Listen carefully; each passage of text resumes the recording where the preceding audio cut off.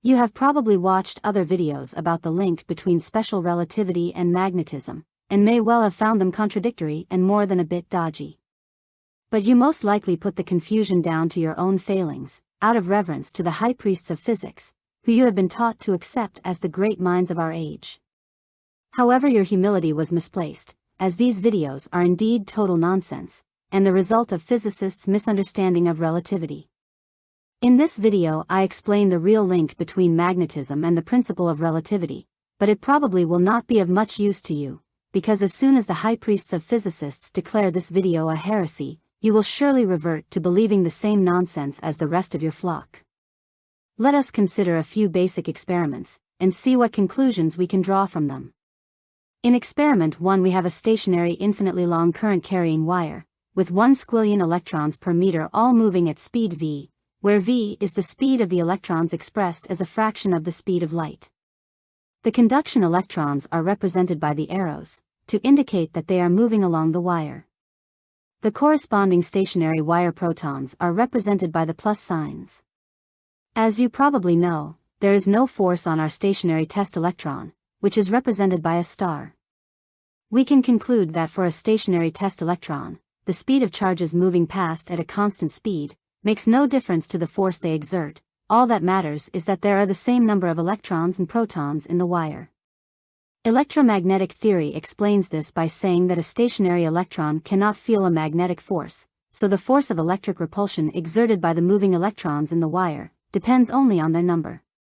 Since there are the same number of electrons and protons in our current-carrying wire, if we define the attractive electric force exerted by the stationary protons on our test electron as 1, then the repulsive electric force exerted by the moving electrons must also be 1. Let us now move on to experiment 2. In the first diagram in experiment 2, we have a stationary charged wire, not a current-carrying wire, with an extra 1 squillion protons per meter. The force on our stationary test electron is clearly the basic electric attraction of 1 as defined in experiment 1. In the second diagram, our test electron is moving along the charged wire at speed v. What will the force be this time? As the charged wire is stationary, there is no magnetic field, hence no magnetic force, so again the force on our moving test electron is the basic electric attraction of 1. Let us now move on to experiment 3. In experiment 3 we have a charged wire with an extra 1 squillion protons per meter, moving past our stationary test electron at v. The protons are not moving relative to the wire, so are just represented by plus signs, but there are arrows indicating that the wire itself is moving. From experiment 1, we know that the fact that the protons are moving past our test electron makes no difference to the force. In electromagnetic theory, as our test electron is stationary, it will only feel an electric force. However, from relativity theory, this time the force will not be 1. Since the charged wire is moving at v, it will be length contracted by the square root of 1 minus v squared, so the protons will be closer together, hence the force on our test electron will be 1 over the square root of 1 minus v squared. However, the results of experiment 2 and experiment 3 lead to a paradox. This is the paradox. From experiment 2, we found that the force on our test electron moving along the charged wire is 1. From experiment 3, we found that when the charged wire is moving past our test electron, the force is 1 over the square root of 1 minus v squared. The paradox is that an observer moving alongside our test electron in experiment 2 could imagine himself to be stationary, thus in his reference frame the charged wire is moving past him at speed v, so by the principle of relativity, he must measure the force to be 1 over the square root of 1 minus v squared as in experiment 3, even though the force is in fact 1. The only resolution to the paradox is to accept that a moving observer overestimates force by a factor of 1 over the square root of 1 minus v squared. Armed with this result, we can move on to experiment 4. In experiment 4 we have a charged wire with an extra 1 squillion electrons per meter, moving along at v, with our test electron moving alongside also at v.